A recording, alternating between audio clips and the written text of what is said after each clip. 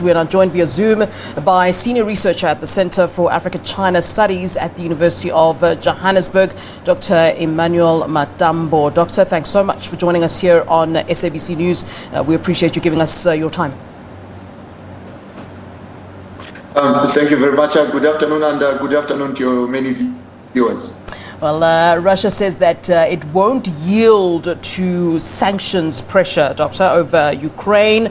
Are there any resort or anything else that could in fact be done to end this conflict? And one wonders if that's just something he is saying. Will he at the end have to in fact yield to some of those sanctions? I mean, just reading through some of those sanctions, hearing that in fact his people, Russians, will in fact be the first hard hit by these sanctions, even though he might not necessarily be as hard hit, but certainly Russians would be wanting to say something about it.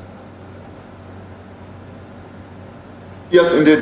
For people that know the temperament of President Vladimir Putin, obviously it was expected that he would be very stubborn and that he will react in the way he has reacted against the sanctions. But he will inevitably feel the pressure. His own people will feel the pressure. He will have to draw down at some point. But then what he will do for him to give himself some cover or to save his face, obviously he will cite some other reasons, some other reasons for why this conflict will have to come to a conclusion. He will not admit, obviously, that it is because of the sanctions that have put him under a lot of political and economic duress. So what he is doing has to be seen from personal pride, personal temperament, but then at the end, obviously, pragmatism couched under some other excuses will have to win the day, and the war will have to come to a conclusion. The most regrettable thing, of course, is just the collateral damage that would have been accumulated until we reach that conclusion. Yeah, I'm sure Vladimir Putin, President Putin, did anticipate some of this backlash, and in fact, based on that, and assuming that he's anticipated all of this that's going on, how far would or could Putin go? How far can Russia actually go in this war? And also not forgetting its veto rights. How much power does the international community, let's say a UN Security Council, NATO, EU, have in forcing Putin to withdraw its troops? Russia has repeatedly used its veto power, and now one wonders what the international community now thinks about this, and will be wanting to change some of these rules when it comes to veto powers. But let's talk about really the extent, how far really Putin can go with all of this. Well, he still has some room to maneuver, actually, quite some substantial room to maneuver. It is not only about the leverage that he wields at the United Nations Security Council. We also have to look at the leverage that he wields within the European Union itself. Germany depends on Russian oil, and this invasion of Iran came at a time when Angela Merkel, who was a voice of reason and someone who could actually put him in check in Europe, has left the stage as the Chancellor of Germany. So that gives him much more room to maneuver. So that has to be looked at from that particular angle. How far you would go? There is obviously the most important thing that could come out of this war, if not a comprehensive or a full annexation of Ukraine, would be an installation of a puppet regime in Ukraine. That would be on the beck and call of Vladimir Putin. That is what he would want. If that were to happen now, if there were to be some insurrection, for example,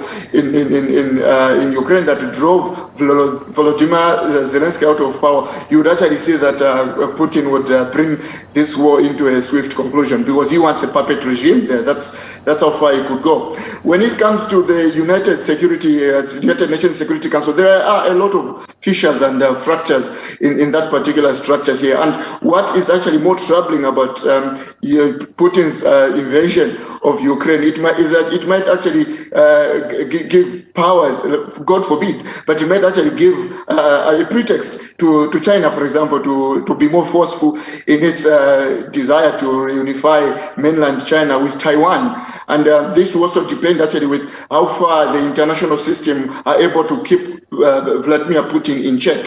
If this does not happen, if the war goes on forever and a comprehensive annexation of Ukraine is actually complete, then we should brace ourselves for a more troubling international political system.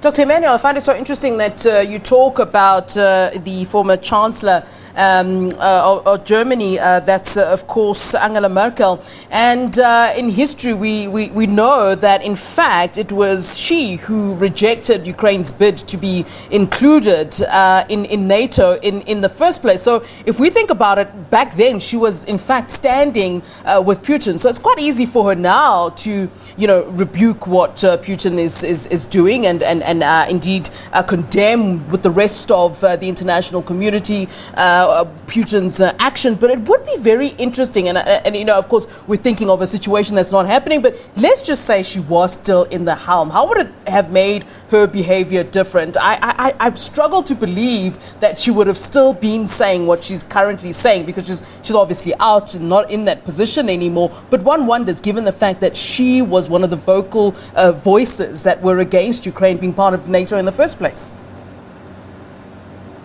Well, war changes almost everything, right? It doesn't make a lot of logical sense actually at some point. So yes, that was her position against Ukraine. But then now we have seen that there has actually been a shift in how people are looking at Ukraine, because Russia's actions are just blatantly indefensible. So that has actually changed the dynamic in Europe. That is why you've seen that even the European Union is ready to make some accommodation for an acceleration addition of Ukraine. Why? Because we are now living under very uncharted and unprecedented circumstances. So if Angela Merkel was still in power, yes, as a politician, obviously she would have to do some calculations, because Germany depends on Russia to some point.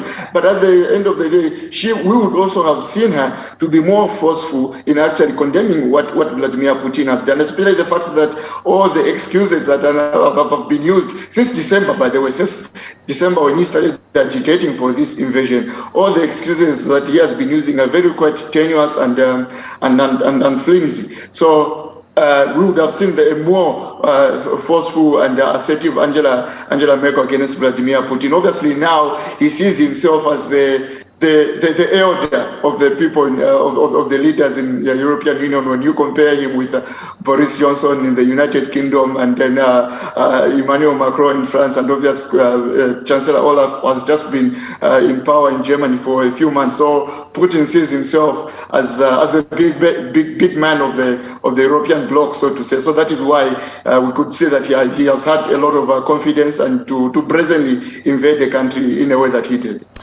Dr. Emmanuel, I want your analysis on a side issue, a side story. And in fact, I'm choosing not to see it as a side story because I think it's quite important. We're hearing a lot about racism at the borders. Here in Africa, we're being told to stand with Ukraine. We're being told to support Ukraine. But then on the side, we're hearing about, the kind of racism that our fellow Africans are experiencing at the borders. I mean, how should we then perceive all of this? Here we are, being encouraged, being told to support Ukraine in this conflict, but then also seeing, what's happening with our fellow Africans at these borders. So what are your thoughts?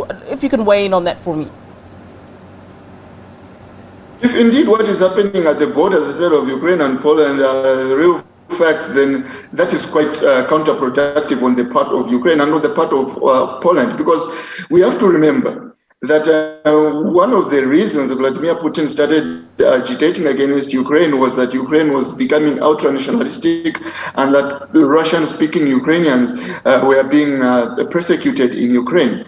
That also has to be looked at, obviously, in the broader context of ultra-nationalism as something that has become increasingly in vogue in Europe. It was obviously preceded by the United Kingdom's withdrawal from the European Union. So there has been a general switch towards the right in Europe, and obviously towards racial-based politics. So what is happening in Ukraine right now, obviously, we will have to, if it's the truth, then Ukraine will forfeit the goodwill of the African Union, obviously, and obviously of other people who are kind of averse and livid at the increasing importance of racial politics. We've seen that to a very troubling degree in the whole of Europe and North America. So that should not come as a surprise, although in this particular case, it is very disappointing and counterproductive on the part of Ukraine if it is happening, because Ukraine hasn't been known as a racial country, especially in such blatant ways. But from the footage that I personally have seen, obviously, it seems that there is actually a semblance of truth that is exactly happening, and it is a very unfortunate development. All right, Dr. Emmanuel, appreciate your analysis here on the show. Many thanks to you, sir. Thank you very much. All right, Dr. Emmanuel Matambo, international relations analyst, weighing in on the Russia-Ukraine conflict.